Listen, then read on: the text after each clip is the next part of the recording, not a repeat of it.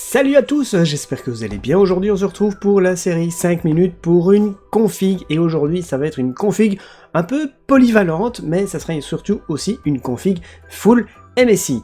Du moins quasiment, puisque le SSD ça sera pas MSI, l'alimentation sera pas MSI, et la mémoire RAM sera pas MSI. Mais tout le reste ça sera des composants MSI, donc si vous adorez cette marque, eh bien cette configuration est faite pour vous. Ça sera une configuration qui sera un petit peu en dessous des 1500 €, ça sera une configuration polyvalente, vous allez pouvoir aussi bien faire du gaming que du montage vidéo, du stream, tout ça, donc tout ça va fonctionner et ça sera une très très belle config. Allez, c'est parti!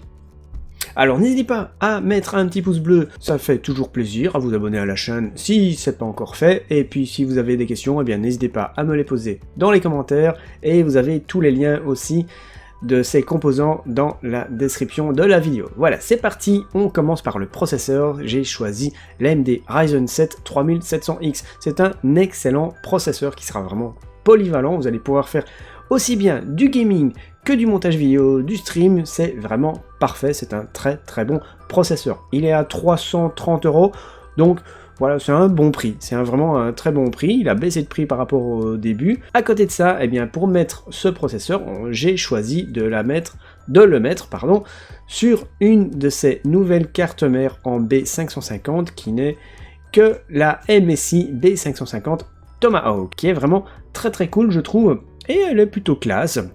Elle a vraiment tout ce qu'il faut, et vous aurez même de l'Ethernet 2,5 GB, c'est vraiment pas mal du tout.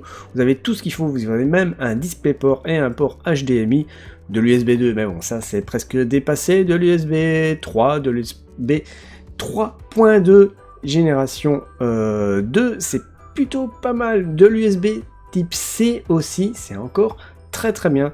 Franchement, c'est une très très bonne carte mère. Ensuite, pour la mémoire RAM, j'ai choisi de la DDR4 de chez G-Skill, la Trident Z Neo, qui est vraiment parfaite pour les processeurs Ryzen.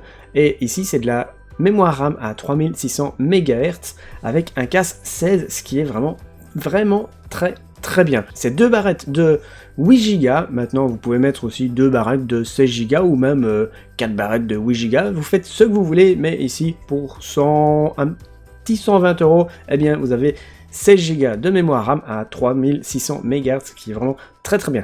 Ensuite, la carte graphique, j'ai choisi une RTX 2060 Super, parce que bon, il faut quand même une bonne carte graphique pour aller avec cette configuration. Si vous voulez faire du gaming, eh bien cette carte graphique est vraiment très très bien, elle est pas encore trop cher, en dessous des 500 €, ici vous pouvez la trouver à 490 €, ce qui est vraiment un très très bon prix.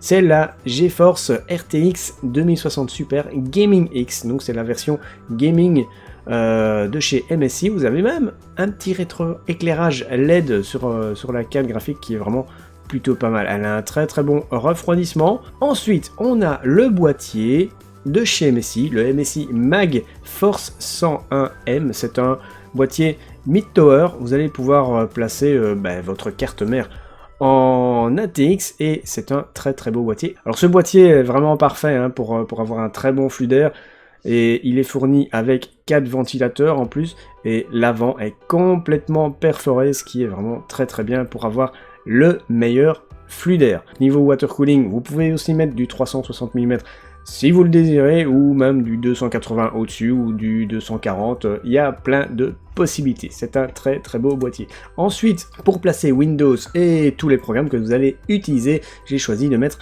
un SSD NVMe en M.2 de 500 Go de chez Samsung, le 970 Evo, qui est vraiment très très bien, il est très performant. 500 Go, ça va largement suffire pour placer Windows et les quelques petits programmes que vous allez utiliser, et même quelques petits jeux. Pour l'alimentation, pour terminer, eh bien, ça sera la Be Quiet Strike Power 11 de 750 watts. Là, vous avez suffisamment d'alimentation pour alimenter tous les composants que vous avez mis dans ce boîtier, et même les futurs composants que vous allez pouvoir mettre, puisque si dans quelques années vous décidez de changer, vous voulez mettre une plus grosse carte graphique, et vous ne devrez pas changer l'alimentation. C'est une alimentation full modulaire, ce qui est plutôt bien, et avec un prix relativement raisonnable. Pour une full modulaire, 143,90 €, c'est quand même pas mal. Eh bien voilà, j'espère que vous avez apprécié cette petite config, et en plus, eh bien, c'est avec ma nouvelle caméra, donc